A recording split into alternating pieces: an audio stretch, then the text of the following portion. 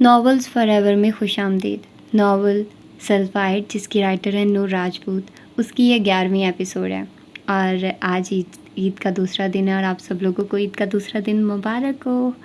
اور خیر یقیناً آپ لوگوں کی عید بہت اچھی گزری ہوگی۔ میں یہی کہنا چاہوں گی گوشت زیادہ استعمال مت کیجیے، ضرورت مطلب جتنی ضرورت اتنا ہی کھائیے۔ میں زیادہ فوڈی نہیں ہوں اور میں پہلے دن بھی بہت مشکل سے کھاتی ہوں، مطلب ٹھیک ہے میں کھا لیتی ہوں لیکن مجھے بہت گھبراہٹ ہوتی ہے اتنا زیادہ کھانا کھانے سے۔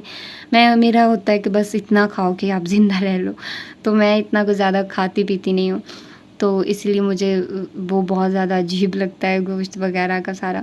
تو اب تو ویسے بھی بہت زیادہ گرمی ہے، مطلب انبیئریبل ہے، تو یقیناً آپ لوگوں کے ساتھ بھی ایسا ہوگا۔ تو ٹھیک ہے پھر آج کے اس ایپیسوڈ کو سٹارٹ کرتے ہیں اور دیکھتے ہیں کہ یہ ناول کیسا ہے۔ ایلف کے گھر پوری کلاس جمع تھی۔ وہ یہ جان کر حیران رہ گئی تھی کہ روحان اور وہ دونوں ایک ہی لائن میں رہتے تھے۔ پوری پارٹی کے دوران ایلف کی نظریں روحان پر جمی رہی تھی۔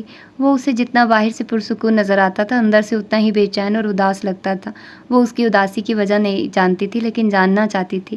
وہ روحان کے پاس جانا چاہتی تھی جو الگ تھلگ بیٹھا تھا، لیکن اس سے پہلے ہی ایمی اس کے پاس چلی گئی۔ ایمی کو روحان کے ساتھ دیکھ کر ایلف کے چہرے پر ناگواری ابھری۔ اکیلے بیٹھے ہو؟ وہ پوچھ رہی تھی۔ جی، اچھا لگتا ہے اکیلے بیٹھنا۔ مجھے لگتا تھا کہ صرف میں ہی تم سے متاثر ہوں، لیکن اب لگ رہا ہے کہ پوری یونیورسٹی کی ملکہ روحان جبیل کی ذات کا شکار ہو چکی ہیں، ایمی نے ایلف کو دیکھتے ہوئے کہا تھا۔ روحان چونکا تھا۔ ایسی بات نہیں، وہ سیدھا ہو کر بیٹھا۔ ایمی کی چھٹی حس بہت تیز ہے مسٹر جبیل، میں جو کہتی ہوں وہ سچ ہوتا ہے اور دیکھ لینا ایک دن تم بھی ایلف کے آگے سرنگوں ہو جاؤ گے۔ ایمی نے ہوا میں تیر چلایا تھا۔ روحان اس کی بے وقوفی کی باتیں سن کر بس مسکرا دیا تھا۔ پوری پارٹی میں روحان سے بات کرنے کا موقع نہیں ملا تھا۔ اب وہ اسے باہر تک چھوڑنے آئی تھی۔ لائن کے آخر پر روحان کا گھر تھا۔ بہت بہت شکریہ مسٹر آرجے کہ تم میرے بلانے پر آئے ہو۔ شکریہ کی بات نہیں، جو پارٹی کلاس کے لیے تھی تو مجھے آنا چاہیے تھا۔ تم نے شراب کو نہیں چھوا، یقیناً تمہارے مذہب میں حرام ہوگی، لیکن یہ بتاؤ تم اپنی جینس کو ٹخنوں سے اوپر کیوں رکھتے ہو؟ ایلف نے عجیب سا سوال کیا تھا۔ اس نے ہمیشہ روحان کو پینٹ ٹخنوں سے اوپر فولڈ کیے ہوئے پہنے دیکھا تھا۔ اوہ یہ اسلام میں مردوں کو چاہے شلوار ہو یا پینٹ ٹخنوں سے اوپر رکھنے کا حکم دیا گیا۔ روحان نے اپنے پاؤں کی جانب دیکھتے ہوئے جواب دیا تھا۔ لیکن اب تو سردی بڑھ گئی ہے، ٹھنڈ نہیں لگے گی تو موزے پہن لوں گا۔ وہ ہولے سے مسکرا دیا تھا۔ تمہیں اپنا مذہب اتنا عزیز ہے؟ وہ حیران ہوئی تھی۔ اس سے بھی زیادہ، اور وہ مسکرا دیا تھا۔ ایلف نے اس کی مسکراہٹ کے سامنے خود کو بے بس پایا تھا۔ ایک شہزادہ ہے سرد مزاج سا کہانی میں، ایک شہزادی ہے جو دل سے اس پر مرتی ہے۔ سائنس اور فلسفی آف سائنس میں فرق ملحدوں اور دوہریوں کے مکر و فریب میں۔ یہ سب سے بڑا مکر ہے جو یہ لوگ سادہ لو انسانوں کا ایمان بگاڑنے کے لیے استعمال کرتے ہیں۔ یہ لوگ فلسفی آف سائنس کو سائنس بنا کر پیش کرتے ہیں۔ یہ لوہے کو سونے میں ملا کر سونے کا تاثر دے کر بیچتے ہیں۔ سائنس اور چیز ہے اور فلسفی آف سائنس اور چیز ہے۔ پیور سائنس نہ تو خدا کا انکار کرتی ہے اور نہ ہی اثبات، البتہ خدا کے اثبات کی ایک علامت ضرور ہو سکتی ہے۔ اس لیے پیور سائنٹسٹ کبھی بھی دوہریا نہیں ہوگا، بلکہ یا تو خدا کا اثبات کرے گا جیسا کہ اکثر کا معاملہ ہے، یا پھر عاجزی کا اظہار کرے گا کہ مجھے نہیں معلوم یا یہ سائنس کی ڈومین نہیں ہے۔ اس کے برعکس فلسفی آف سائنس نرا الحاد ہے جو سائنس کے نام سے پڑھایا جا رہا ہے۔ فزکس کہ جس کا لیبارٹری میں اثبات کیا جاتا ہے وہ پیور سائنس کا ڈومین ہے، اور نظریاتی فزکس کے اکثر مباحث ظن و تخمین سے زیادہ کچھ نہیں ہے۔ نظریاتی سائنس میں جو کچھ پیش کیا جا رہا ہے وہ سائنس کا مذہبی ورژن ہے، وہ سائنس فکشن ہے جسے ماننے کے لیے سائنسدانوں پر اس سے زیادہ ایمان لانا پڑتا ہے کہ جتنا کسی نبی اور رسول پر ایمان لانے کا مطالبہ ہے۔ اس لیے ملحدوں سے گزارش ہے کہ اپنی فلسفی آف سائنس کو اپنے پاس سنبھال کر رکھیں، اسے سائنس بنا کر پیش کرنے کی ضرورت نہیں ہے۔ اس کی جلسے میں کی گئی تقریر نے آگ لگا دی تھی۔ یونیورسٹی کے اسٹوڈنٹس دھڑا دھڑ النور جوائن کر رہے تھے۔ لوگ سچ کی تلاش میں نکل پڑے تھے۔ کچھ ملحد اپنے سوالوں سے الجھ کر رہ گئے تھے۔ وہ لوگوں کو ان کے طریقے سے ڈیل کر رہا تھا۔ اپنے پاس سائنس سے متعلق جواب ہوتا تھا، اس کے پاس سائنس سے متعلق جواب ہوتا تھا۔ اسٹوڈنٹس نے اپنے مذہب کا مطالعہ کرنے کے بعد اسلام کا مطالعہ شروع کر دیا تھا، اور وہ حیران رہ گئے تھے جب انہوں نے اسے ہر چیز سے آگے پایا تھا۔ تم کہتے ہو کہ خدا سے زیادہ علم کسی کے پاس نہیں، تو آج میں تمہیں بتاتا ہوں کہ سائنس کس طرح خدا کو پیچھے چھوڑ رہی ہے۔ جیسے ہی وہ ڈپارٹمنٹ میں داخل ہوا، اسے چیمبر والا لڑکا مل گیا تھا جو ملحد تھا، جس سے بحث ہوئی تھی۔ قرآن کریم کہتا ہے کہ کسی ماں کے رحم میں موجود بچے کی جنس صرف اللہ ہی کو معلوم ہوتی ہے، لیکن اب سائنس ترقی کر چکی ہے اور ہم بآسانی الٹرا سونوگرافی کے ذریعے سے جنین کی جنس کا تعین کر سکتے ہیں۔ کیا یہ آیت قرآنی میڈیکل سائنس سے متصادم نہیں؟ روحان نے سنجیدگی سے اس کا سوال سنا تھا اور پھر بولنا شروع کیا۔ بہت سے لوگوں کا خیال ہے کہ قرآن کریم کا یہ دعویٰ ہے کہ صرف اللہ ہی رحم مادر میں جنین کی جنس کو جانتا ہے۔ اس سلسلے میں قرآن مجید کہتا ہے، بے شک قیامت کا علم اللہ ہی کے پاس ہے، اور وہیں بارش نازل کرتا ہے اور وہیں جانتا ہے کہ جو کچھ ماؤں کے پیٹوں میں ہے۔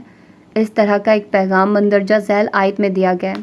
اللہ ہی جانتا ہے جو کچھ ہر مادہ پیٹ میں اٹھائے پھرتی ہے، اور ارحام کی کمی بیشی بھی، اور اس کے ہاں ہر چیز کی مقدار ہے۔ الٹرا سونوگرافی سے جنس کا تعین۔ موجودہ سائنس ترقی کر چکی ہے اور ہم الٹرا سونوگرافی کی مدد سے حاملہ خاتون کے رحم میں بچے کی جنس کا تعین بآسانی سے کر سکتے ہیں۔ قرآن اور جنین کی جنس، یہ درست ہے کہ قرآن مجید کی اس آیت کے تراجم اور تشریحات میں یہ کہا گیا کہ صرف اللہ ہی یہ جانتا ہے کہ رحم مادر میں موجود بچے کی جنس کیا ہے، لیکن اگر آپ اس آیت کا عربی متن پڑھیں تو آپ دیکھیں گے کہ انگریزی کے لفظ جنس، سیکس کا کوئی متبادل عربی لفظ استعمال نہیں ہوا۔ در حقیقت قرآن کریم جو کچھ کہتا ہے وہ یہ ہے کہ ارحام میں کیا ہے، اس کا علم صرف اللہ کو ہے۔ بہت سے مفسرین کو غلط فہمی ہوئی اور انہوں نے اس سے یہ مطلب لیا کہ اللہ ہی رحم مادر میں بچے کی جنس سے واقف ہے۔ یہ درست نہیں۔ یہ آیت جنین کی جنس کی طرف اشارہ نہیں کرتی، بلکہ یہ اس کا اشارہ اس طرف کرتی کہ رحم مادر میں موجود بچے کی فطرت کیسی ہوگی۔ کیا وہ اپنے ماں باپ کے لیے بابرکت اور باسعادت ہوگا یا باعث زحمت ہوگا؟ کیا وہ معاشرے کے لیے باعث رحمت ہوگا یا باعث عذاب؟ کیا وہ نیک ہوگا یا بد؟ کیا وہ جنت میں جائے گا یا جہنم میں؟ ان تمام باتوں کا علم، مکمل علم، صرف اللہ ہی کے پاس ہے۔ دنیا کا کوئی سائنسدان، خواہ اس کے پاس کیسے ہی ترقی کے حالات کیوں نہ ہو، رحم مادر میں موجود بچے کے بارے میں کبھی ان باتوں کا صحیح جواب نہیں دے سکے گا۔ روحان کو بولتے دیکھ کر بہت سے اسٹوڈنٹس ان کے گرد جمع ہو گئے تھے۔ انہیں روحان کو سننا اچھا لگتا تھا۔ ابتدائی مراحل میں جب نطفہ اور علقہ رحم مادر میں ہوتا ہے تو کوئی سائنسدان بھی اس کا تعین نہیں کر سکتا کہ اس کی جنس کیا ہے۔ پھر آلات کے ذریعے سے معلوم کرنا تو ایسے ہی ہے جیسے کوئی آپریشن کر کے کہے کہ مجھے اس کی جنس معلوم ہو گئی ہے، حالانکہ یہ اسباب کے بغیر معلوم کرنے کی نفی ہے۔ اور ایسے واقعات بھی سننے میں آئے ہیں کہ ڈاکٹر کی رپورٹ کے خلاف نتیجہ نکلا ہے، یعنی ڈاکٹری رپورٹ حتمی اور یقینی نہیں۔ امید ہے آپ سمجھ گئے ہوں گے۔ راستہ دیجیے، میری کلاس کا وقت ہو رہا ہے۔ وہ ایکسکیوز کرتا اسٹوڈنٹس کے ہجوم سے نکلتا چلا گیا تھا۔ تم اس کا مقابلہ نہیں کر سکتے، ایڈیٹ۔ ایمی جانے کہاں سے وارد ہوئی تھی اور اس لڑکے کو کندھے سے زوردار ٹکر مارنے کے بعد روحان کے پیچھے بھاگی تھی۔ اسٹوڈنٹس میں ایک بار پھر ہلچل سی مچ گئی تھی۔ تجھ سے جو دھیان کا تعلق ہے، پکے ایمان کا تعلق ہے، میری چپ کا تیری خاموشی سے روح اور جان کا تعلق ہے۔ تو سمجھتا ہے میرے لہجے کو اور یہ مان کا تعلق ہے۔ تجھ سے میرے خیال کا رشتہ یعنی وجدان کا تعلق ہے۔ تو رہتا ہے دل میں یوں جیسے گھر سے سامان کا تعلق ہے۔ روحان نے اپنے آپ کو بہت مصروف کر لیا تھا۔ صبح ڈپارٹمنٹ، پھر النور اور پھر لیب، وہ سارا دن مصروف رہتا تھا، لیکن ایک بھی پل ایسا نہیں تھا جب اسے حانم کا خیال نہیں آتا تھا۔ وہ تھک ہار کر رات کو جب سونے لیٹتا تھا تو آنکھوں کے پردے پر چھم سے اتر آتی تھی۔ کبھی کبھی وہ بہت اداس ہو جاتا تھا اور کبھی کبھی اس کو سوچنا اچھا لگتا تھا۔ ابھی وہ بھی اسی کے خیالوں میں گم تھا جب دروازے پر ہونے والی دستک نے اس کی تنہائی میں خلل ڈالا۔ روحان نے آنکھیں کھولی تو سبیل کھڑا تھا۔ پورے لندن کو ہلانے کے بعد محبت کا دیوتا ادھر آرام فرما رہا ہے، کمال ہے، سبیل نے اسے چھیڑا تھا۔ آجا اندر۔ روحان کے بلانے پر وہ اندر آیا تھا۔ سارا دن کہاں غائب ہوتے ہو، نظر ہی نہیں آتے؟ سبیل اب بے تکلفی سے پوچھ رہا تھا۔ ادھر ہی ہوتا ہوں، جانا کدھر ہے؟ روحان نے مسکرا کر جواب دیا تھا۔ میں تمہیں سمجھانے آیا ہوں، تم بہت تیز جا رہے ہو شہزادے، اپنی رفتار تھوڑی آہستہ کر لو، یہ لندن ہے، سبیل نے سنجیدہ لہجے میں کہا تھا، جبکہ روحان اس کی بات سن کر چونکا تھا۔ کیا کہنا چاہتے ہو، صاف صاف کہو۔ روحان بھی سنجیدہ ہو چکا تھا۔ مجھے لگتا تھا شاید تم جانتے ہو، خیر تمہیں ہر چیز پر نظر رکھنی چاہیے اور مذہبی کمیونٹیوں سے دور رہنا چاہیے۔ لیکن کیوں؟ وہ پوچھ رہا تھا۔ تمہاری مذہب کے متعلق کی گئی تقریر نے لوگوں کو جھنجھوڑ کر رکھ دیا۔ بہت سی یہودی اور عیسائی مذہبی کمیونٹیاں ایکٹیو ہو چکی ہیں، تم ان کی نظروں میں آ گئے ہو۔ لیکن میں نے کچھ غلط نہیں کیا، جو کیا ٹھیک کیا، وہ ابرو اچکائے پوچھ رہا تھا۔ دیکھو روحان، میں تمہیں سمجھانا چاہتا ہوں، یہ پاکستان نہیں ہے اور نہ ہی ایک اسلامی ریاست ہے۔ تمہاری وجہ سے بہت سے اسٹوڈنٹس اور بہت سے لوگ اپنے عقیدے سے ہٹ رہے ہیں، لوگ اسلام کی طرف متوجہ ہو رہے ہیں۔ سبیل سے سادہ لہجے میں کہنا شروع کیا۔ تو اس میں غلط کیا ہے؟ روحان کے چہرے پر الجھن تھی۔ اگر تم ایک غیر اسلامی ریاست میں آ کر وہاں کے لوگوں کو اسلام کی طرف راغب کرو گے اور ان کے مذہبی عقیدے کو کمزور ثابت کرو گے تو حکومت تمہیں غلط ہی سمجھے گی۔ سبیل اسے سمجھانا چاہتا تھا۔ میں اسلام کی طرف راغب نہیں کر رہا کسی کو، میں اس قابل نہیں ہوں کہ اسلام کی تبلیغ کر سکوں، میں بس لوگوں کی الجھنیں دور کر رہا ہوں۔ لوگ خود سچائی کی تلاش میں نکل پڑے ہیں، اور ویسے بھی ڈاکٹر باسط عرصہ دراز سے یہ کام کر رہے ہیں، انہیں تو کبھی کسی نے کچھ نہیں کہا، تو پھر میں کیوں؟ کیونکہ تمہارا تعلق یونیورسٹی سے ہے، تمہیں نوجوان طبقہ فالو کر رہا ہے، یہاں کی مذہبی کمیونٹیوں کو لگ رہا ہے کہ تم ان کی نوجوان نسل کو گمراہ کر رہے ہو۔ جو نوجوان اسلام قبول کر رہے ہیں وہ اس ملک کا مستقبل ہے، اگر ایسا چلتا رہا تو یقیناً دوسرے مذاہب کو بہت نقصان ہوگا۔ تو تمہیں لگتا ہے میں یہ سب غلط کر رہا ہوں؟ روحان جانچتی نظروں سے اسے دیکھتے ہوئے پوچھ رہا تھا۔ ہاں، شاید تم یہاں جس کام کے لیے آئے ہو وہ کرو اور واپس جاؤ۔ کچھ لمحے خاموش رہنے کے بعد سبیل نے جواب دیا تھا۔ اس کا جواب سن کر روحان نے ایک سر دہ بھری تھی، اسے سبیل کی سوچ پر افسوس ہو رہا تھا۔ ٹھیک ہے، میں چیمبر جانا چھوڑ دوں گا۔ روحان سمجھ گیا تھا وہ یونیورسٹی کو اب صرف اپنی پڑھائی کے لیے رکھنا چاہتا تھا۔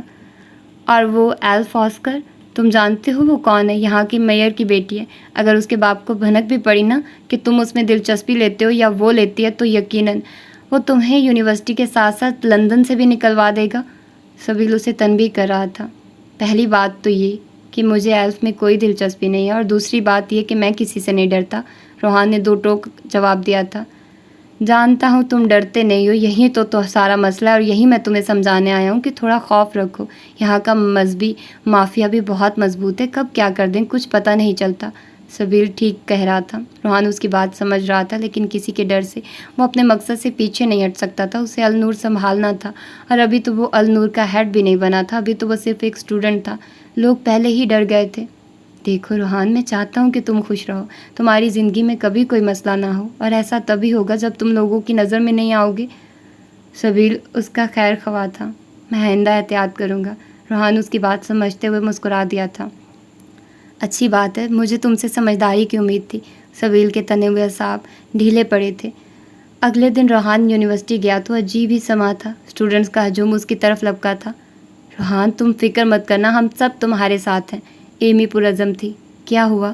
روحان نے حیرت سے پوچھا۔ کیا تمہیں نہیں پتا؟ ایمی چونکی۔ ہم ایسا نہیں ہونے دیں گے، یہ غلط ہے۔ ایک اور لڑکا روحان کی طرف بڑھا تھا، لیکن وہ حیرت سے انہیں دیکھ رہا تھا۔ یہ سب کیا ہو رہا ہے؟ اور سب لوگ یہاں کیوں جمع ہیں؟ اسٹوڈنٹس کا ہجوم ڈپارٹمنٹ کے گیٹ پر موجود تھا۔ شاید تمہارے علم نہیں ہے، ڈپارٹمنٹ والوں نے تمہیں 10 دن کے لیے یونیورسٹی سے معطل کر دیا ہے۔ ایمی نے گویا دھماکہ کیا تھا۔ لیکن کیوں؟ روحان کے چہرے پر الجھن تھی۔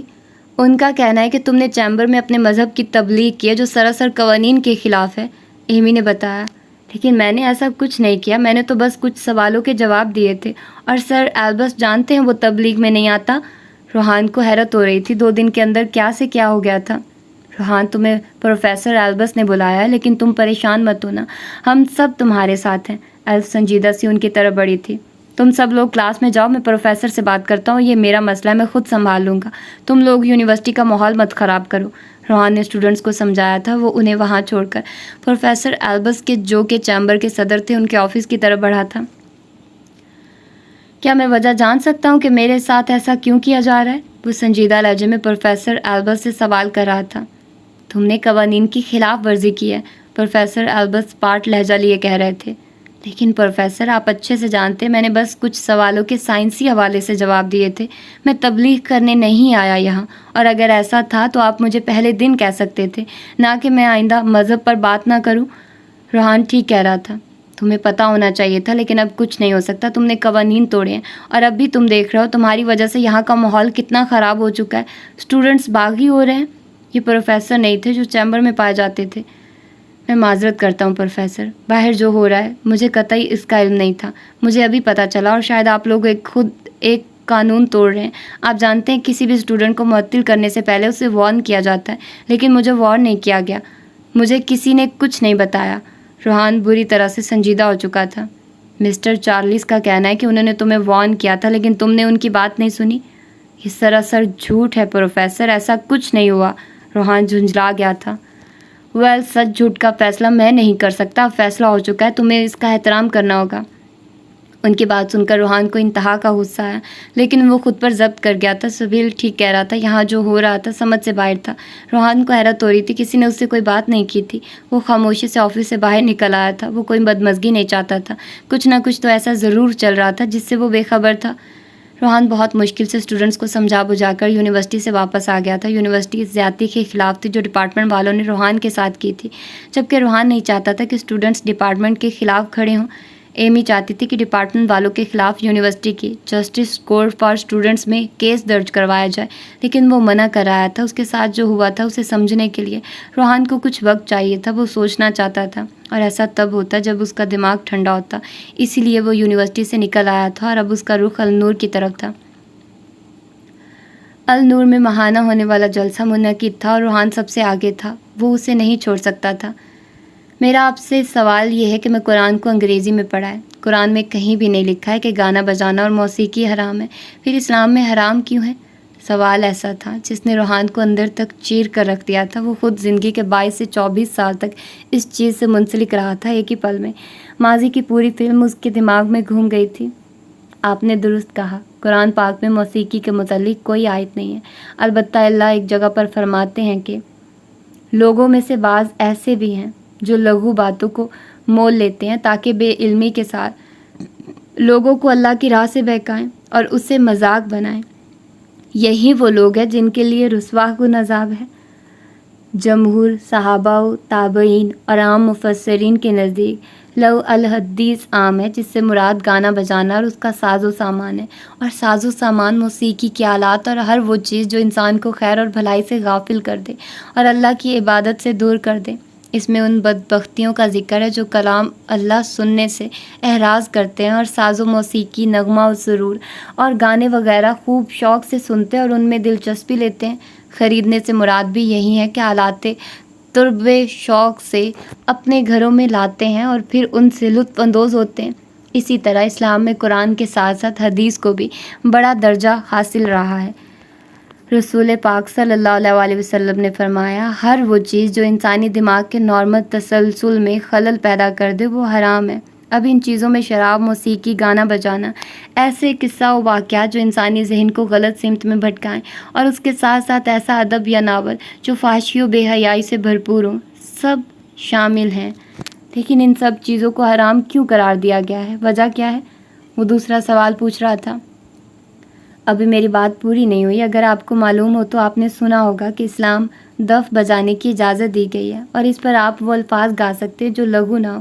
اور رہا آپ کا سوال کہ منع کیوں کیا گیا ہے، تو اسلام میں سب سے بڑا گناہ شرک ہے، جس کی معافی نہیں ہے. جب انسان ہیجان خیز موسیقی سنتا ہے اور گاتا ہے تو اس کا دماغ نارمل تسلسل سے نہیں چلتا، اور ایسا ہی کچھ شراب پی کر ہوتا ہے.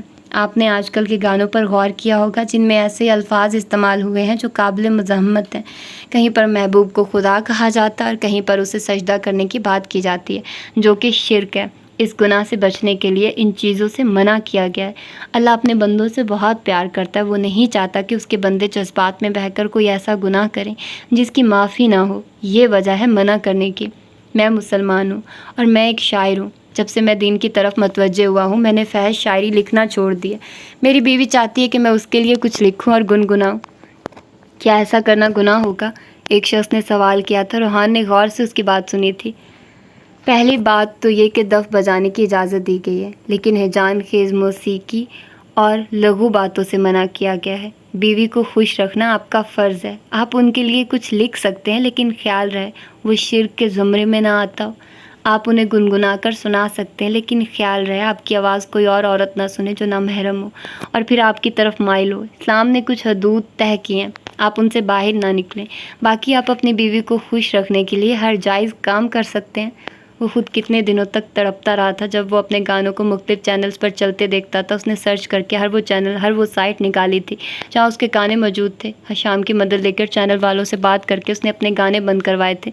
بہت کچھ وہ خود ختم کر چکا تھا، لیکن پھر بھی یہ خیال اسے سکون نہیں لینے دیتا تھا کہ لوگ، خاص طور پر لڑکیاں، اس کی آواز کی دیوانی تھیں۔ عرصہ پہلے اس نے یہ گناہ چھوڑ دیا تھا۔ اگر وہ کچھ گنگناتا تھا تو بھی اکیلے میں اور اس لڑکی کے لیے جو موجود نہیں تھی، لیکن کبھی اس نے کوئی غلط خیال اپنے ذہن میں آنے نہیں دیا تھا جس سے وہ گناہگار کہلاتا۔ شام نے شہر میں اپنے خوبصورت پر پھیلائے تھے۔ موسم اچانک ہی ابر آلود ہوا تھا۔ بادلوں کی گرج و چمک کی آواز سے ایلف کا سکتہ ٹوٹا تھا۔ وہ اسلامی چینل پر چلنے والی روحان کی ویڈیو دیکھ رہی تھی جو کل کی تھی۔ یونیورسٹی میں اس کی کمی کو شدت سے محسوس کیا جا رہا تھا۔ تمام اسٹوڈنٹس اس کے ساتھ ہوئی ناانصافی پر غصہ تھے۔ وہ خود اسے ہر جگہ محسوس کر سکتی تھی۔ اچانک وہ چونکی تھی اور لپک کر اپنے کمرے کی کھڑکی کی طرف بڑھی جو باہر سڑک کی جانب کھلتی تھی۔ اس کی لائن میں دونوں طرف گھر تھے اور درمیان میں گلی تھی جو صرف نام کی گلی تھی، لیکن حقیقی طور پر وہ ایک بہت کشادہ سڑک تھی۔ ہر گھر کے سامنے لان تھا جو چاروں طرف سے باڑ میں قید تھا۔ ایلف نے کھڑکی سے گردن باہر نکال کر لائن کے آخر میں موجود روحان کے گھر کی طرف دیکھا تھا۔ بارش نے آہستہ آہستہ لندن کو بھگانا شروع کیا تھا۔ تھوڑی دیر بعد توقع کے عین مطابق اسے روحان آتا دکھائی دیا تھا۔ اس نے برساتی کوٹ پہن رکھا تھا۔ ایلف کو امید تھی وہ ضرور باہر آئے گا۔ اس کے ہاتھ میں ایک کاغذ تھا جسے وہ غور سے دیکھ رہا تھا۔ ایلف نہیں جانتی تھی وہ صرف کاغذ نہیں تھا، روحان کے لیے سب کچھ تھا۔ وہ غور سے نکاح نامے کو دیکھ رہا تھا۔ سب ایک ڈرامہ ہی صحیح، لیکن اس ڈرامے نے ہانم کو اس سے جوڑا تھا اور اسے یہ جوڑ پسند آیا تھا۔ بارش تیز ہوئی تو اس نے نکاح نامے کو طے کر کے اپنی جیکٹ کے اندر والی جیب میں ڈالا تھا۔ وہ اس کے دل کے بہت قریب تھا۔ ایلف غور سے اس کی ہر حرکت کو نوٹ کر رہی تھی۔ مہرو، یہ دیکھو یہاں بارش کتنی پیاری لگ رہی ہے۔ ہانم کی آواز اس کی سماعت سے ٹکرائی تھی۔ روحان کرنٹ کھا کر پلٹا تھا۔ وہ اب ہنس رہی تھی اور بچوں کی طرح مہرو کے ساتھ کاغذ کی کشتیاں بنا جن پر ان کا نام لکھا ہوا تھا بنا کر پانی میں چھوڑ رہی تھی۔ ہانم، وہ اس آواز کے پیچھے بھاگا تھا۔ وہ مسکرا رہی تھی۔ روحان نے ایک بار خود کو فنا ہوتے محسوس کیا تھا۔ تھک ہار کر اس نے اپنے کانوں پر ہاتھ رکھے تھے۔ آواز آنا بند ہو گئی تھی، البتہ بارش جاری تھی جس کا ہانم سے گہرا تعلق تھا۔ اس نے چہرہ اٹھا کر آسمان کو دیکھا تھا۔ بارش کی بوندیں اس کے چہرے پر گری تھی۔ بارش جب اچانک ہوئی تو لگا تم شہر میں ہو، وہ دھیمی آواز میں گنگنایا تھا۔ رات بھر پھر وہ جب نہ رکی تو لگا تم شہر میں ہو۔ ایلف اسے غور سے دیکھ رہی تھی۔ وہ جانتی تھی وہ آرجے تھا۔ وہ یہ بھی جانتی تھی اس کے لب کچھ گنگنا رہے تھے، لیکن وہ نہیں جانتی تھی وہ کس کو یاد کر کے گنگنا رہا تھا۔ کہیں ایک ساز ہے گونجی، تیری آواز ہے گونجی، میری خاموشیوں کو کر دے اب بیاں، تیرے بن بے وجہ سب ہے، تو اگر ہے تو مطلب ہے، نہیں تو ٹوٹا سا ادھورا سا کارواں۔ روحان کو بہت شدت سے یاد آئی تھی۔ وہ اسے بھولنا بھی چاہتا تو ایسا ممکن نہیں تھا۔ شام پھر خوبصورت ہوئی تو لگا تم شہر میں ہو، دور ہو کر بھی نظروں سے تم ہر لمحہ ہر پہر میں ہو۔ وہ اکیلا بھیگی سڑک پر دھیمی آواز میں گنگناتا اس کی نظروں سے اوجھل ہو گیا تھا۔ ایلف نے اسے دور تک جاتے دیکھا تھا۔ وہ گہری سانس لے کر کھڑکی سے ہٹ گئی تھی۔ اس کے جانے کے بعد ایلف کو محسوس ہوا تھا کہ وہ خود بھی بھیگ چکی تھی۔ کتنی عجیب بات ہے، کبھی کبھی انسان کسی دوسرے میں اتنا مگن ہو جاتا ہے کہ اسے کچھ محسوس نہیں ہوتا۔ یہ پاگل پن انسان سے عجیب و غریب کام کرواتا ہے۔ جیسے کچھ دیر پہلے روحان ہانم کو سوچتے ہوئے بارش میں بھیگ رہا تھا، ویسے ہی وہ خود اسے دیکھنے میں مگن ہو کر خود بھیگ چکی تھی۔ روحان جبیل ایلف آسکر کے لیے ایک معمہ تھا۔ وہ سمجھ نہیں پا رہی تھی کہ آخر اس کے ساتھ ایسا کیا ہوا تھا کہ وہ آرجے سے روحان جبیل بنا۔ یہ وہ جاننا چاہتی تھی اور اسے امید تھی وہ ضرور جان لے گی۔ وہ دریائے ٹیمز کے کنارے پر بیٹھا تھا جب ایلف اسے ڈھونڈتے ہوئے وہاں پہنچی تھی۔ مجھے امید تھی تم یہاں ملو گے۔ وہ اس کے پاس بیٹھ چکی تھی۔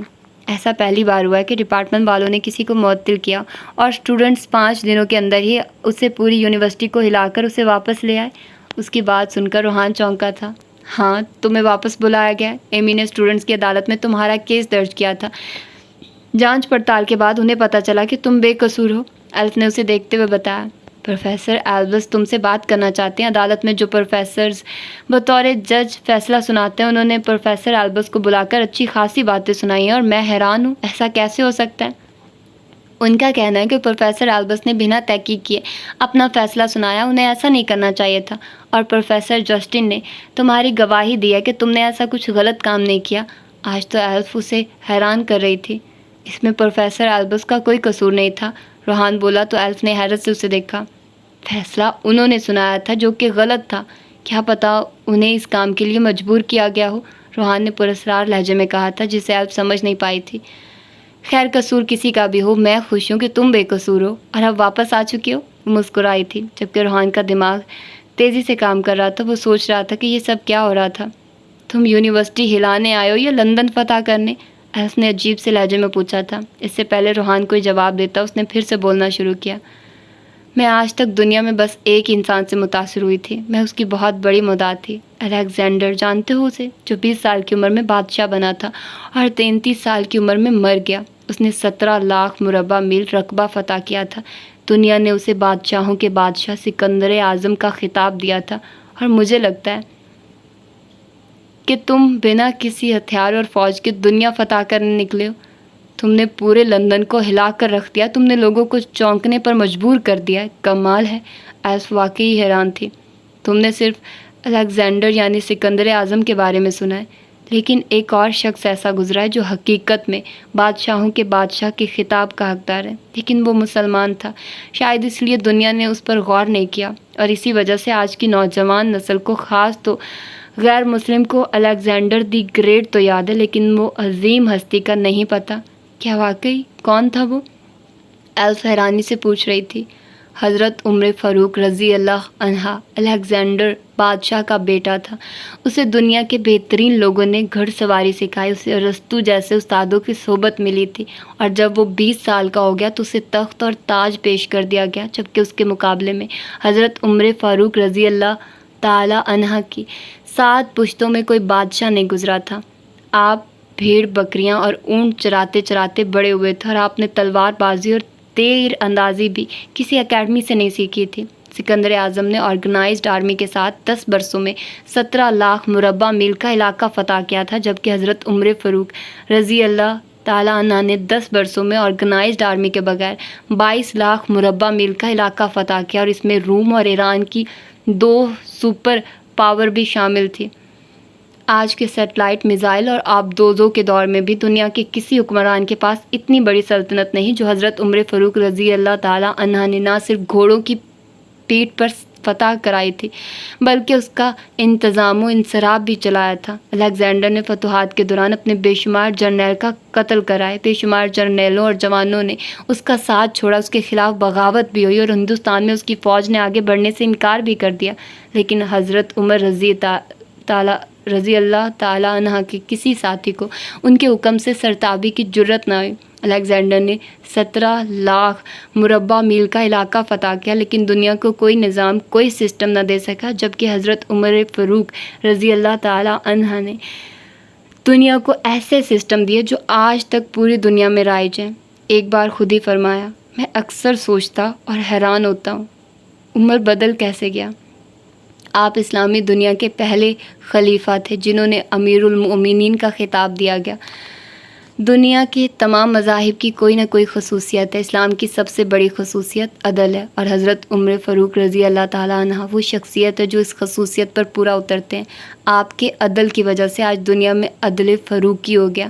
آپ کے بارے میں مشرکین اعتراف کرتے ہیں کہ اسلام میں اگر ایک عمر اور ہوتا تو آج دنیا میں صرف اسلام ہی دین ہوتا، جن کے بارے میں رسول اللہ صلی اللہ علیہ وآلہ وسلم نے فرمایا تھا، میرے بعد اگر کوئی نبی ہوتا تو وہ عمر ہوتا۔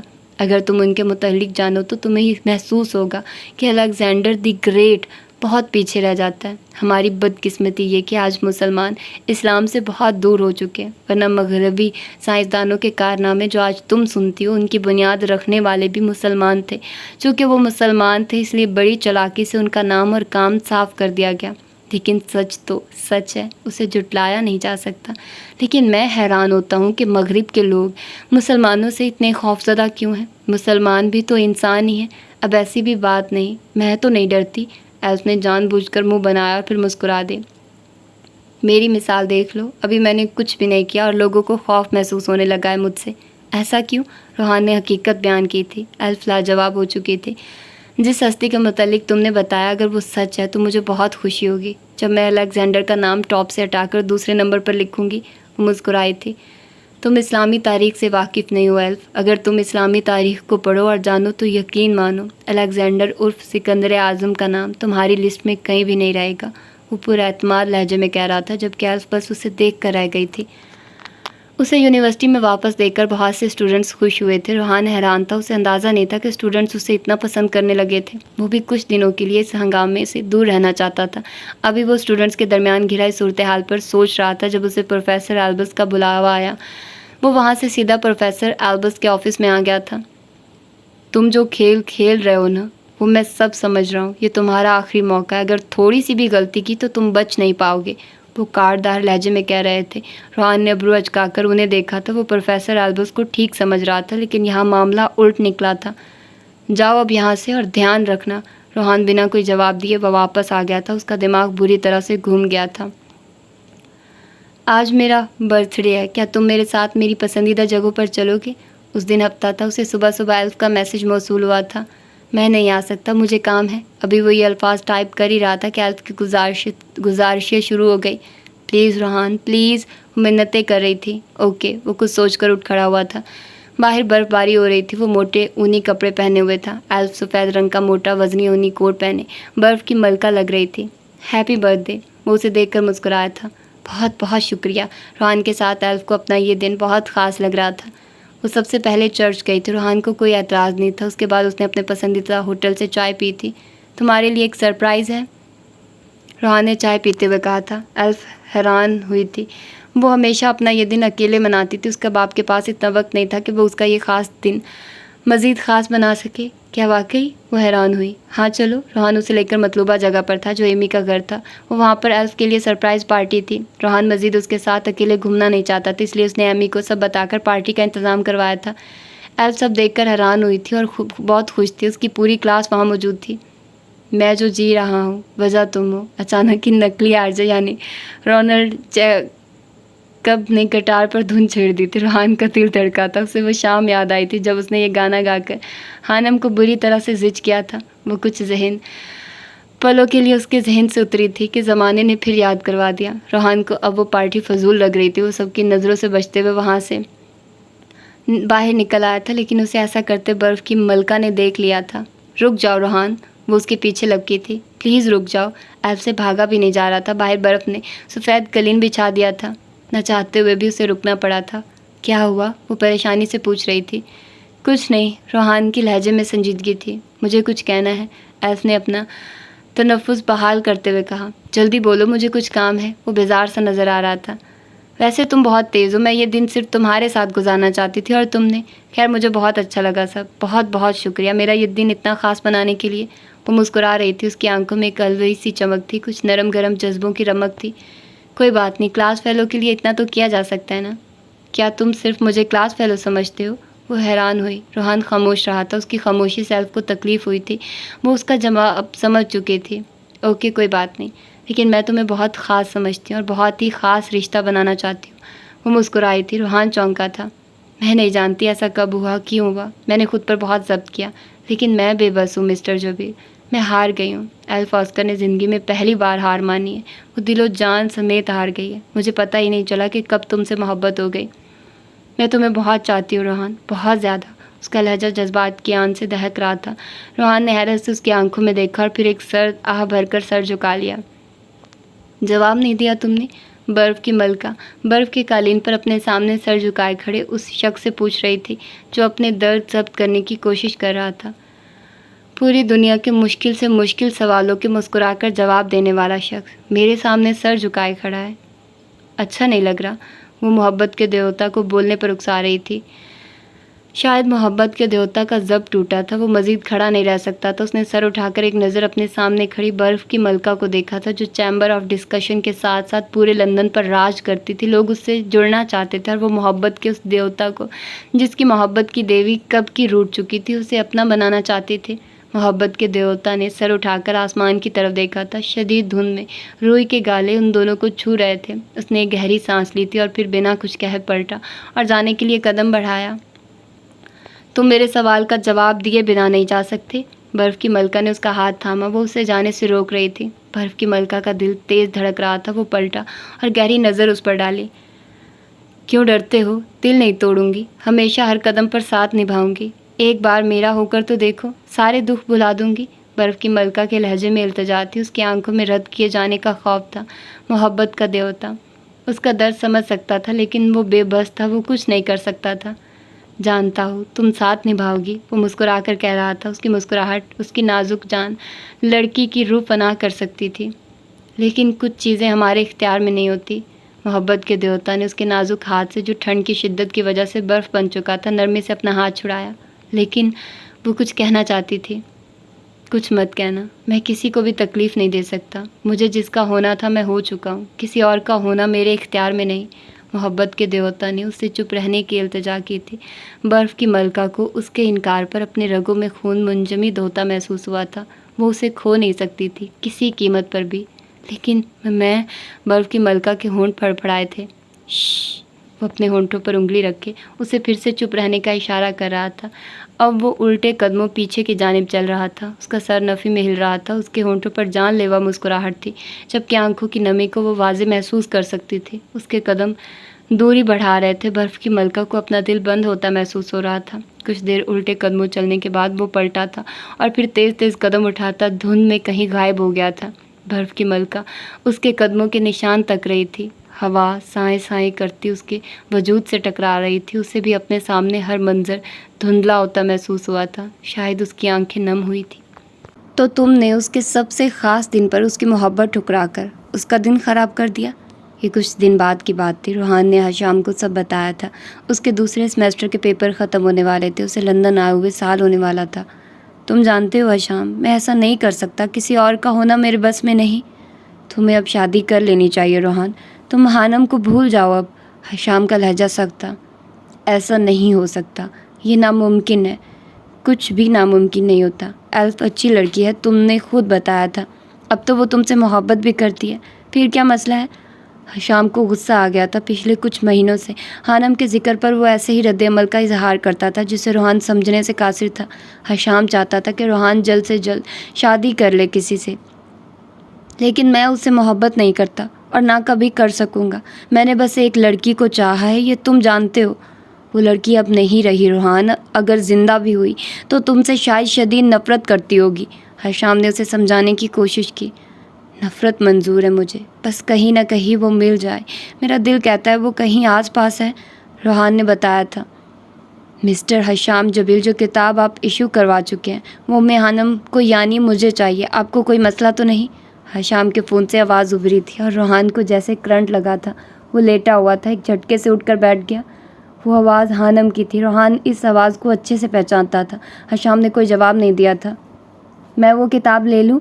आवाज़ दोबारा उभरी थी। रोहान का दिल बहुत तेज़ी से धड़क रहा था। हशाम, वो हानम है? वो कांपती आवाज़ में पूछ रहा था, जबकि हशाम ने फ़ोन बंद कर दिया था। हानम? ये हानम थी? ये पेरिस में कैसे? रोहान को अपना दिमाग घूमता हुआ महसूस हुआ था। क्या ये मेरा वहम है? रोहान अब बुड़बुड़ा रहा था। क्या वाकई वो हानम थी?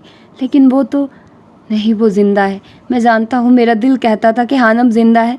खुशी की लहर रोहान के पूरे जिस्म में दौड़ गई थी। वो अब बार बार हशाम का नंबर मिला रहा था, जो फ़ोन नहीं उठा रहा था। हशाम, फ़ोन उठाओ। वो अब कमरे में टहल रहा था। रोहान का दिल पसलियाँ तोड़कर बाहर निकलने को तैयार था। उसका पूरा वजूद कँपकँपा रहा था। तकरीबन 1 घंटे बाद हशाम ने उसका फ़ोन उठाया था। हशाम, तुम फ़ोन क्यों नहीं उठा रहे मेरा?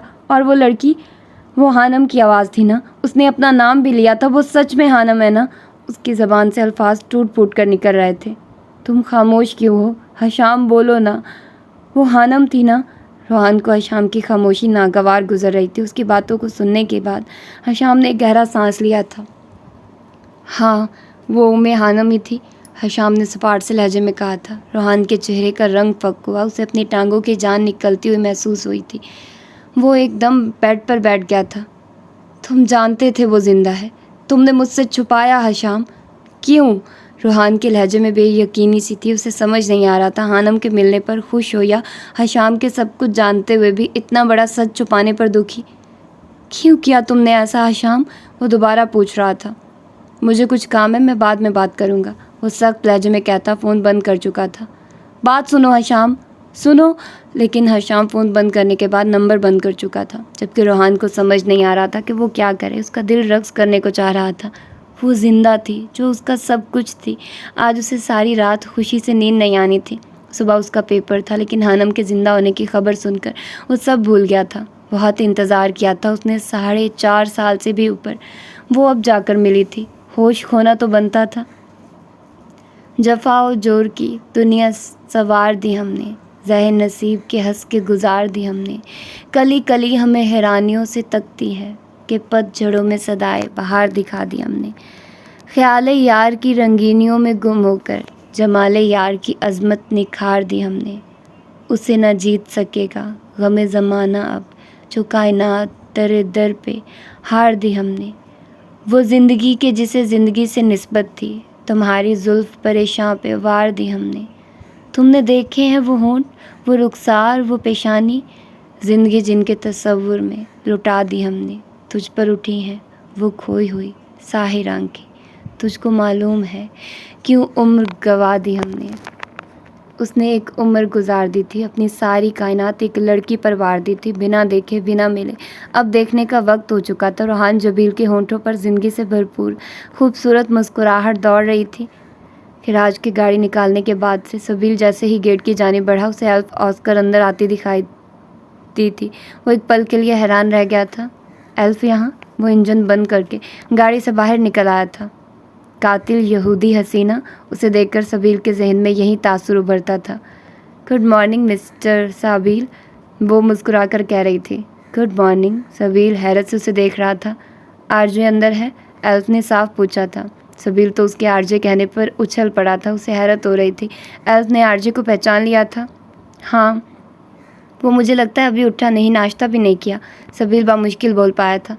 کوئی بات نہیں، مجھے بہت ضروری کام ہے، میں انتظار کر لوں گی، وہ مسکرا کر کہتی اندر داخل ہو چکی تھی، جبکہ سبیل حیرانی سے کندھے اچکا کر رہ گیا تھا۔ کچھ دیر وہ کھڑا رہا اور پھر گاڑی میں بیٹھ کر عدالت کی طرف روانہ ہو گیا۔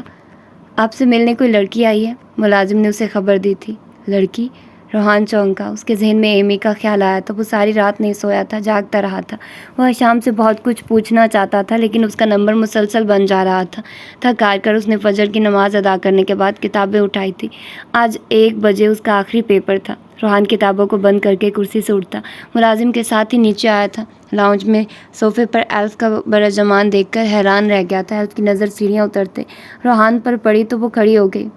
سوری مسٹر آرجے، میں یہاں آ گئی، لیکن مجھے بہت ضروری بات کرنی ہے تم سے۔ ایلف کے لہجے میں بےتابی نمایاں تھی۔ جی بیٹھ جاؤ۔ روحان نے اسے بیٹھنے کا اشارہ کیا تھا۔ وہ اب اسے سوالیہ نظروں سے دیکھ رہا تھا۔ تم نے میری بات کا جواب نہیں دیا، وہ پوچھ رہی تھی۔ کون سی بات؟ وہ ذہن پر زور دیتے ہوئے بولا۔ ایلف کے چہرے کا رنگ پھیکا پڑا تھا۔ کیسے بول سکتے ہو تم؟ میں ایک رات بھی ٹھیک سے نہیں سوئی، میں ٹھیک سے پڑھ نہیں پا رہی۔ میں روزانہ اس امید سے ڈپارٹمنٹ جاتی ہوں کہ شاید آج مجھے میری بات کا جواب مل جائے، اور تم کہہ رہے ہو کون سی بات؟ وہ پھٹی پڑی تھی۔ روحان سٹپٹا گیا تھا۔ اسے اندازہ نہیں تھا کہ ایلف سنجیدہ تھی۔ وہ تو اب تک ایلف کی محبت کے اقرار کو بھول بھی گیا تھا۔ میں نے آپ کو اسی وقت جواب دے دیا تھا، شاید آپ بھول چکی ہیں۔ ایلف کو وہ ایک دم ہی بہت اجنبی سا لگا تھا۔ مجھے ایمی نے بتایا تھا کہ شاید وہ لڑکی تمہیں چھوڑ کر جا چکی ہے جسے تم نے چاہا تھا، اس نے دھوکہ دیا شاید، لیکن میرا یقین کرو میں ایسا کچھ نہیں کروں گی۔ ایلف کی آواز بھرا گئی تھی، اس کی آنکھیں نم ہوئی تھی۔ محبت جیسے مزور جذبے نے اس نازک لڑکی کو توڑ کر رکھ دیا تھا۔ ایسی بات نہیں ہے، میں پہلے بتا چکا ہوں، مجھے جس کا ہونا تھا ہو چکا ہوں، اب سوال پیدا ہی نہیں ہوتا۔ آخر کیوں؟ جب وہ ہے ہی نہیں تو اس کی یاد میں رونے یا اداس ہونے کا کیا فائدہ؟ کیوں تم خود کو میرا نہیں کر دیتے؟ ضبط کرنے کے باوجود بھی ایلف رو دی تھی۔ پلیز ایلف، آپ روئیے مت، میں جانتا ہوں محبت نہ ملنا بہت تکلیف دہ ہوتا ہے، میرا مقصد آپ کی دل آزاری کرنا نہیں تھا۔ آپ رکیے، میں آپ کو کچھ دکھاتا ہوں۔ وہ کہتے ہوئے صوفے سے اٹھا اور اوپر اپنے کمرے کی جانب بڑھ گیا تھا، جبکہ پیچھے ایلف اپنے آنسو ضبط کرنے کی کوشش کر رہی تھی۔ اس ایک ماہ میں وہ بہت کمزور ہو گئی تھی۔ محبت کے جذبے نے جہاں اسے ایک دوسری دنیا کی سیر کروائی تھی، وہیں روحان کے انکار پر محبت جیسے اسے جہنم میں پھینک آئی تھی۔ وہ روز جل رہی تھی۔ چند دن بعد روحان اسے واپس آتا دکھائی دیا تھا۔ اسے اس کے ہاتھ میں کچھ تھا، ایک کاغذ جسے اس نے ایلف کی طرف بڑھایا تھا۔ یہ دیکھیے، ایلف نے کپ کپاتے ہاتھوں سے اس کاغذ کو تھاما تھا اور پھر چند پلوں تک نظریں اس کاغذ پر جمائے رکھنے کے بعد ایلف ایک جھٹکے سے وہ کاغذ کا ٹکڑا اس کے خوبصورت نازک ہاتھ سے چھوٹ کر نیچے جا گرا تھا۔ یہ نہیں ہو سکتا، تم میریڈ ہو؟ ایلف کے لہجے میں حیرانی اور بے یقینی دونوں واضح تھی۔ روحان جھک کر اس کے پیروں کے پاس سے وہ نکاح نامہ اٹھایا تھا جو تقریباً 6 سال پرانا تھا۔ جی میں میریڈ ہوں، روحان پر اعتماد لہجے میں کہہ رہا تھا۔ ایلف کو لاؤنج کی چھت اپنے اوپر گرتی ہوئی محسوس ہوئی تھی۔ پہلے کیوں نہیں بتایا تم نے آرجے؟ کیوں چھپایا اتنا بڑا سچ؟ ایلف نہ چاہتے ہوئے بھی چلا اٹھی تھی۔ اس کا نازک وجود ہولے ہولے کانپ رہا تھا۔ آپ جان چکی ہیں کہ میں آرجے ہوں، یہ سچ ہے، میں آرجے ہی ہوں۔ ایلف کو ایک اور جھٹکا لگا تھا۔ وہ آنسوؤں سے لبریز چہرے کے ساتھ اسے دیکھ رہی تھی۔ معصوم روحان سے آرجے اور پھر آرجے سے روحان جبیل تک کا سفر آسان نہیں تھا۔ روحان اب سینے پر ہاتھ باندھ کر لاؤنج میں لگی کھڑکی میں جا کر کھڑا ہو گیا تھا۔ وہ باہر آسمان کو تک رہا تھا۔ اس کی وسعتوں اور خلاؤں میں جانے وہ کیا تلاش کرتا تھا۔ کیا ہوا تھا ایسا کہ تم اتنا بدل گئے؟ ایلف آنسو صاف کرتے ہوئے پوچھ رہی تھی۔ دنیا میرے مزاج سے الگ تھی بہت، اپنا ایک الگ جہاں بسانا پڑا مجھے۔ روحان نے ایک گہرا سانس لینے کے بعد بولنا شروع کیا تھا۔ بہت تڑپا ہوں اسے ایک نظر دیکھنے کے لیے، ایک بار ملنے کے لیے۔ خوش قسمت ہوتے ہیں وہ لوگ جن کا محبوب ان کی نظروں کے سامنے ہوتا ہے اور وہ اسے اور کچھ نہیں دیکھ تو سکتے ہیں نا۔ میں یہ 4.25 سال اسے دیکھنے کی خاطر در بدر پھرا ہوں، مجھے کہیں اس کا نشان نہیں ملا۔ 2 گھنٹوں سے وہ ایلف کو اپنی کہانی سنا رہا تھا۔ ہانم کے ذکر پر اس کی آنکھوں میں نمی ابھری تھی۔ ایلف اس کی کہانی سنتے سنتے رو دی تھی۔ ہانم کی موت کا سن کر اس کی سسکیاں ابھری تھی۔ مجھے معاف کر دو آرجے، میں بہت خود غرض ہوں، میں نے صرف اپنی محبت کا سوچا۔ وہ پھوٹ پھوٹ کر رو دی تھی۔ ارے نہیں، آپ روئیے نہیں، بلکہ یہ وقت تو خوش ہونے کا ہے۔ آج تک وہ مجھے نہیں ملی تھی، لیکن رات شاید میری خوش قسمتی مجھے اس کا سراغ مل گیا۔ ایلف نے چونک کر اسے دیکھا تھا جس کے چہرے پر الوہی سی چمک تھی۔ یہاں سے میری زندگی کا ایک اور سفر شروع ہوا ہے جو بہت مشکل ہے، جو مجھے اکیلے ہی طے کرنا ہے۔ مجھے اس سفر میں کسی اور کی ضرورت نہیں پڑے گی۔ اگر میں نے کسی اور کا ہاتھ تھاما تو میری منزل کھو جائے گی، کبھی نہیں ملے گی، روحان نے ایلف کی آنکھوں میں دیکھتے ہوئے کہا۔ ایلف اس کا اشارہ سمجھ چکی تھی۔ وہ نظریں جھکا گئی۔ اذیت کی لہر اس کے جسم میں سرایت کر گئی تھی، لیکن اسے خوشی ہوئی تھی کیونکہ وہ شخص خوش تھا جسے وہ چاہتی تھی۔ لیکن ہاں، مجھے اس سفر میں بہت سی دعاؤں کی ضرورت ہے جو ہانم تک پہنچنے میں میری مدد کرے۔ وہ تو پہلے ہی مجھے ناپسند کرتی تھی، اب تو نفرت کرتی ہوگی۔ آگ کے دریا کو پار کرنے کا وقت آ گیا، اور میں نے سنا ہے اچھے لوگوں کی دعائیں قبول ہوتی ہیں۔ بٹرنگ کر رہے ہو تم؟ ایلف اس کی بات سن کر مسکرا دی تھی۔ جی بالکل، وہ بھی مسکرا دیا۔ کب جا رہے ہو اسے لینے؟ ایلف پوچھ رہی تھی۔ ان کے پیپر ختم ہو چکے تھے۔ ایلف کے لیے یہ سب سے مشکل دن تھے، اور ابھی اس کی تکلیف بڑھنی تھی جب وہ دونوں کو ایک ساتھ دیکھے گی۔ بہت جلد، لیکن ڈر لگ رہا ہے اس کا رد عمل جانے کیا ہوگا۔ جو چہرہ ایلف کو اچھا لگتا ہے اس چہرے سے نفرت ہے ہانم کو۔ وہ پھیکی مسکراہٹ لیے کہہ رہا تھا۔ وہ دونوں اس وقت دریائے ٹیمز کے کنارے پر بیٹھے تھے۔ کوئی خاص بات بتاؤ نا اس کی، تمہیں وہ کیوں پسند آئی؟ جانے کیوں، لیکن ایلف جاننا چاہتی تھی۔ وہ لڑکی جو فطرتاً خاموش طبع تھی، وہ جب میرے سامنے آتی تو یقین کرو پٹر پٹر بولتی تھی۔ ایسا لگتا ہے جیسے گڑیا کو چابی لگا دی گئی ہو۔ لڑکیاں مجھ پر مرتی تھی تو وہ دور بھاگتی تھی، لوگ میری تعریف کرتے تھے تو وہ ایسی انسلٹ کرتی تھی کہ میں اکثر سوچا کرتا تھا کہ اس گستاخ لڑکی کی زبان کاٹ دینی چاہیے۔ پھر نہ جانے کب اس کا سب سے کم بات کرنا اور مجھ سے لڑنا مجھے اچھا لگنے لگا۔ اس کی شامیں برباد کر کے مجھے خاصا سکون ملتا تھا، لیکن جب وہ نظروں سے اوجھل ہوئی تو میرا سارا سکون اپنے ساتھ لے گئی۔ بات کے آخر میں اس کا لہجہ پھر بھاری ہو گیا تھا۔ ایلف سن کر مسکرا دی تھی۔ میں اس سے ملنا چاہوں گی، میرا اشتیاق بڑھ گیا ہے۔ ایک اور سلفائڈ، یقین نہیں ہوتا۔ انشاءاللہ بہت جلد ملواؤں گا، وہ پر اعتماد تھا۔ تم نے کہا وہ اس چہرے سے نفرت کرتی ہے، تو تم اسے ابھی یہ چہرہ ہی مت دکھاؤ۔ کچھ دیر خاموش رہنے کے بعد ایلف نے مشورہ دیا تھا جسے سن کر روحان چونکا تھا اور پھر اس کی آنکھوں کی چمک بڑھ گئی تھی۔ روحان پیرس آ گیا تھا مون کے روپ میں حشام کو بنا بتائے۔ یہ تھوڑا مشکل کام تھا، لیکن اسے مون بننا پڑا تھا۔ چہرے کو جلے ہوئے ماسک سے چھپانا پڑا اور گونگے ہونے کا ناٹک کیا۔ اس کا مشورہ اسے ایلف نے دیا تھا۔ وہ فی الوقت ہانم کو دیکھنا چاہتا تھا۔ وہ جاننا چاہتا تھا کہ وہ ویسی ہی تھی یا بدل گئی تھی۔ اور جب ہانم اینجل کے روپ میں سامنے آئی تو وہ حیران رہ گیا تھا۔ اسے ایمی جیسی چلاک اور ایلف جیسی بہادر لڑکیاں اچھی لگی تھی۔ اس کا ماننا تھا کہ لڑکیوں کو اتنا مضبوط ہونا چاہیے کہ مردوں کے الفاظ تو کیا، ان کے فعل بھی لڑکیوں کو نقصان نہ پہنچا سکے۔ لیکن یہاں تو معاملہ ہی الٹ ہو گیا تھا۔ وہ ہانم تو کہیں سے بھی نہیں تھی، خاموش اور رحم دل ہانم۔ یہ تو اینجل تھی، جو اینجل کم اور ڈائن زیادہ تھی۔ یہ ایمی کی طرح چالاک اور ایلف سے زیادہ بہادر تھی، لیکن ہانم کو سر تا پیر بدلا ہوا دیکھ کر روحان کا دل کرلایا تھا۔ وہ بہادر اور چالاک ہونے کے ساتھ ساتھ ماڈرن بھی ہو گئی تھی، بڑے سے دوپٹے والی۔ اس کی ہانم کہیں گم ہو گئی تھی۔ اسے اندازہ تھا اس کا یہ سفر کافی مشکل تھا، لیکن اب ہانم کو دیکھ کر وہ جان گیا تھا، ننگے پیروں انگاروں پر چلنے کا وقت آ گیا تھا۔ پیرس جیسے شہر میں ہانم کو ڈھونڈنا مشکل تھا، ناممکن نہیں۔ روحان نے شام پر نظر رکھی تھی۔ وہ 1-2 بار کام کے سلسلے میں ماہی کے گھر گیا تھا اور وہیں روحان کو اینجل یعنی ہانم ملی تھی۔ روحان کو اب سمجھ آیا تھا کہ ضیاء جبیل یعنی اس کے بڑے ڈیڈ نے اسے کیوں ڈانٹا تھا۔ وہ لڑکی ہانم ہی تھی جسے نروس بریک ڈاؤن ہوا تھا۔ اس کی اتنی بری حالت کا ذمہ دار وہی تھا۔ روحان کا دل پھر سے جلنے لگا تھا، دکھ اور پچھتاوا اسے نوچنے لگے تھے، لیکن اسے بہت کچھ کرنا تھا۔ ہانم کے ملنے کے بعد اس نے شام کو چھوڑ کر ہانم پر نظر رکھنی شروع کر دی تھی، اور پھر وہ میڈی تک پہنچ گیا۔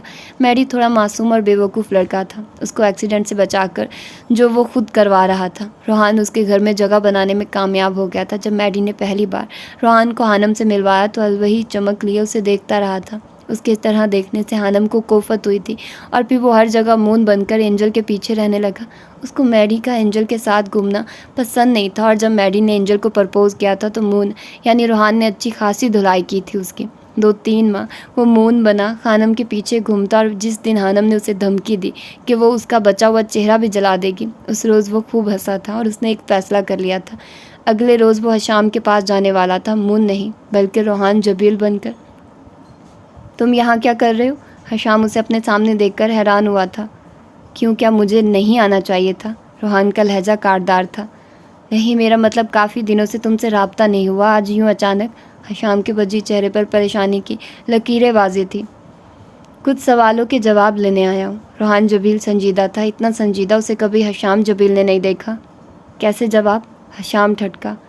تم جانتے تھے ہانم زندہ ہے، تم یہ بھی جانتے تھے کہ میں اسے ڈھونڈ رہا ہوں، پھر بھی تم نے چھپایا کیوں؟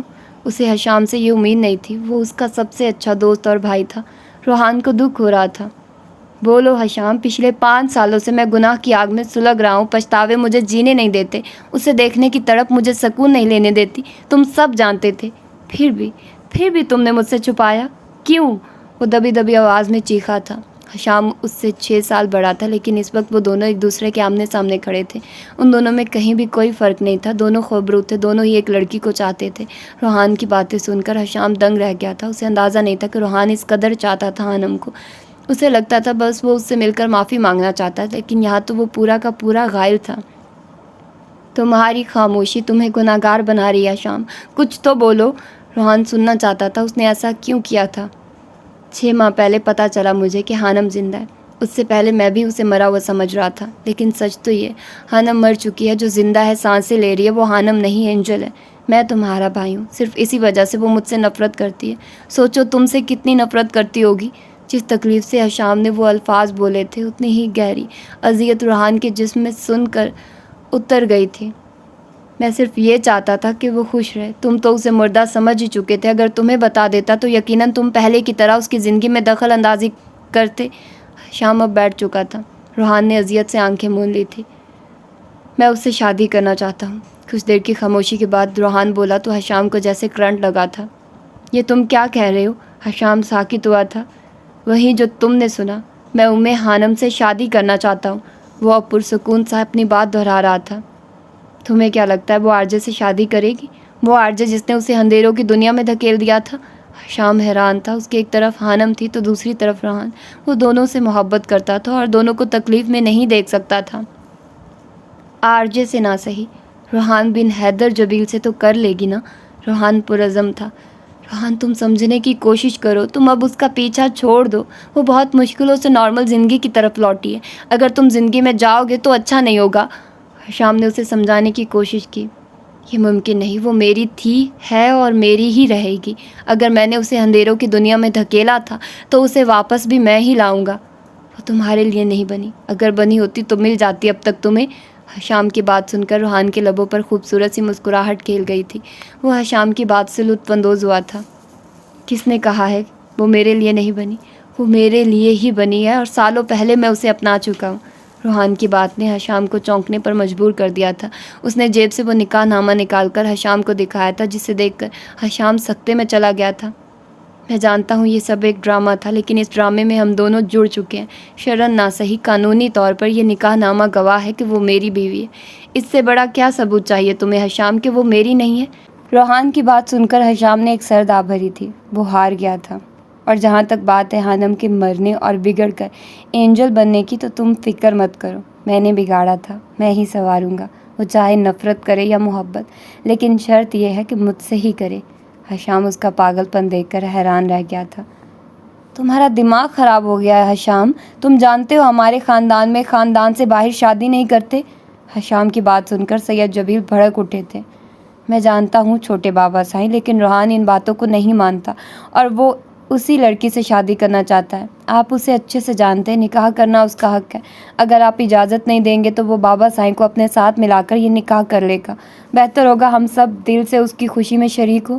حشام نے روحان کے نکاح کی بات گھر کی تھی، یہ سزا اسے روحان نے دی تھی، لیکن اسے اتنی عقل نہیں کہ باہر شادی کرنے سے نسل مردوں سے چلتی ہے، عورتوں سے نہیں۔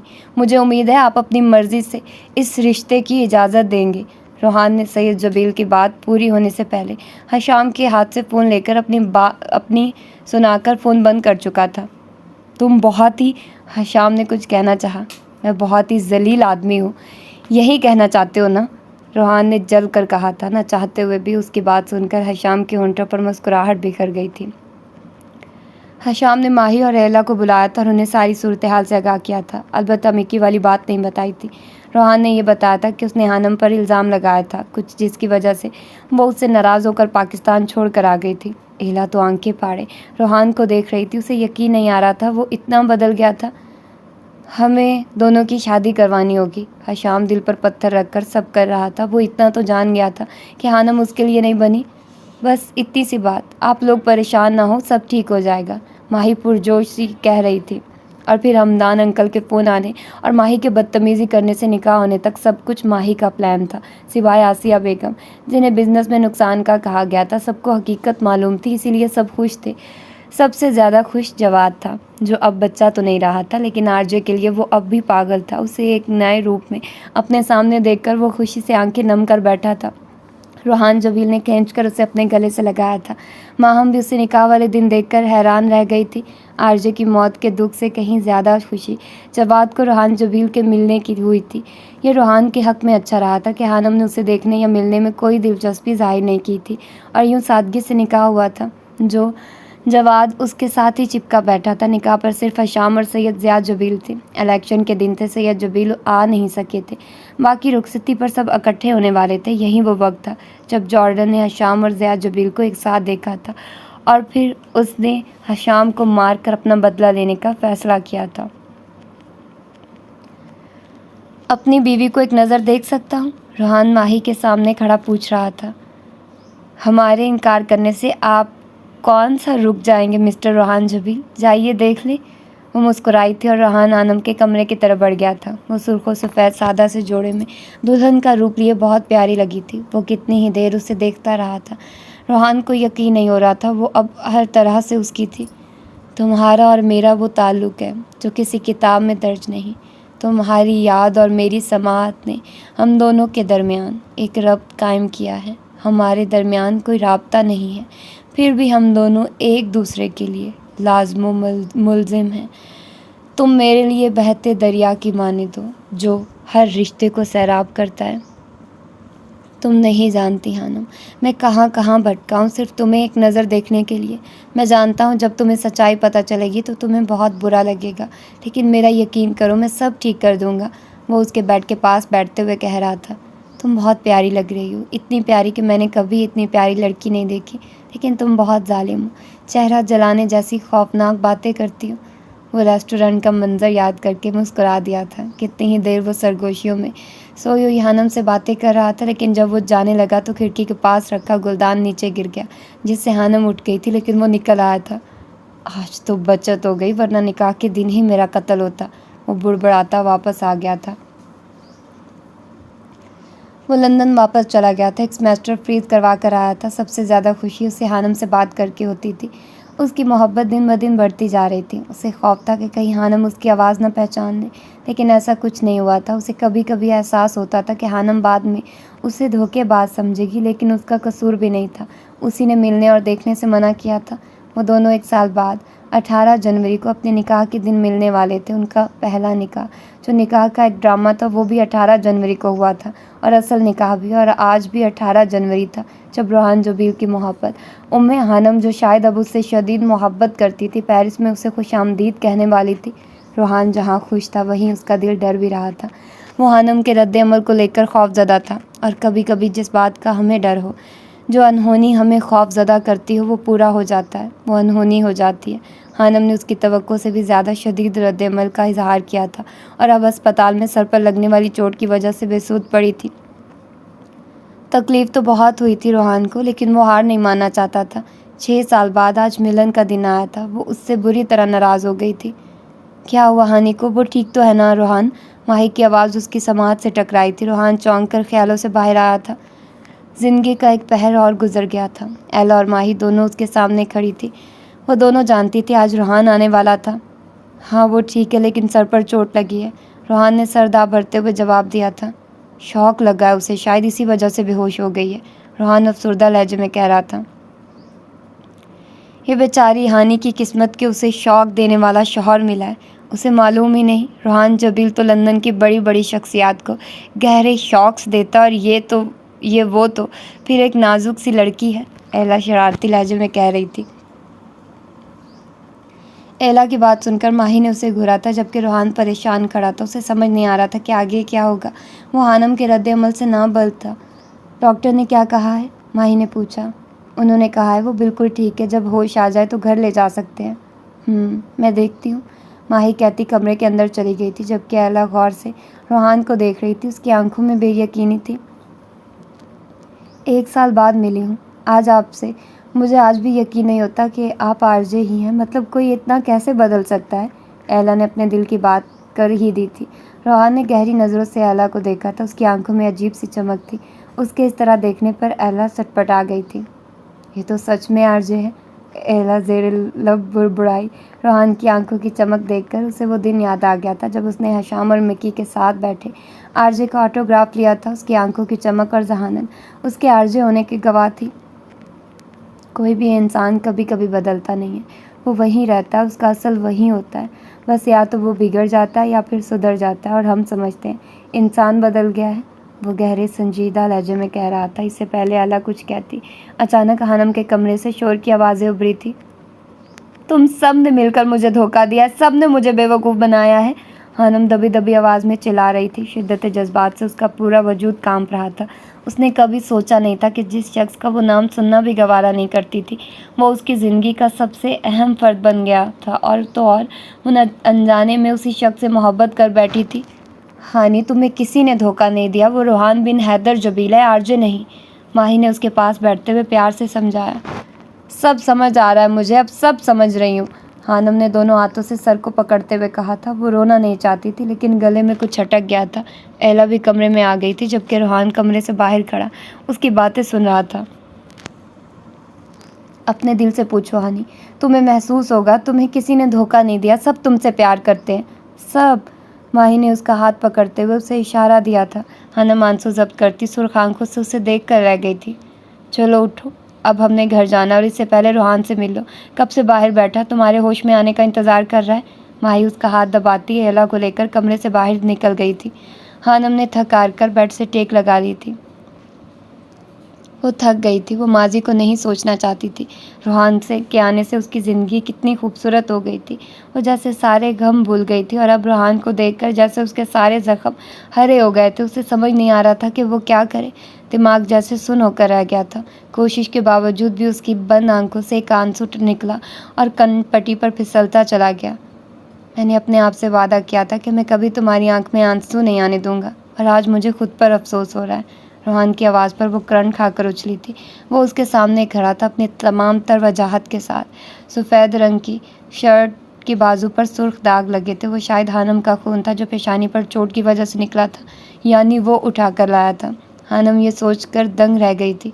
वो चेहरा दूसरी जानिब फेर चुकी थी और होंठों को सख्ती से एक दूसरे में पेवस्त कर लिया था। रेहान उसके यूं चेहरे का रुख बदलने पर हैरान हुआ था। उसे लगा था वो चीखेगी, बुरा भला कहेगी, लेकिन नहीं, वो खामोश थी। हानम, कितने जज्ब से पुकारा था उसने। हानम ने आंखें मींची, उसका दिल धड़का था। ऐसे ही वो उसे फ़ोन पर पुकारा करता था। मैं आरजे नहीं रहा। अब मैं अपनी सफाई में कुछ नहीं कहूँगा और ना ही माफ़ी मांगूंगा। शायद मुझे इसका हक नहीं, लेकिन इतना ज़रूर कहूँगा कि मैं तुमसे बहुत मोहब्बत करता हूँ। तुमसे गुजारिश है कि मेरी मोहब्बत को मत धुतकारना। उसका नरम गरम लहजा जज्बात की आंच से दहक रहा था। वो खामोश रही थी, आंसुओं को हाथ की हथेली से साफ किया था। कितना खुश था वो आज के दिन, लेकिन फिर सारी खुशियाँ जैसे गमों में बदल गई थी। कुछ पल गहरी खामोशी की नज़र हुए थे। हानम अपने चेहरे पर उसकी गहरी नज़रों की तपिश को महसूस कर रही थी। हानम को लगा था उसका सांस रुक जाएगा। वो एक झटके से बेड से नीचे उतरी थी।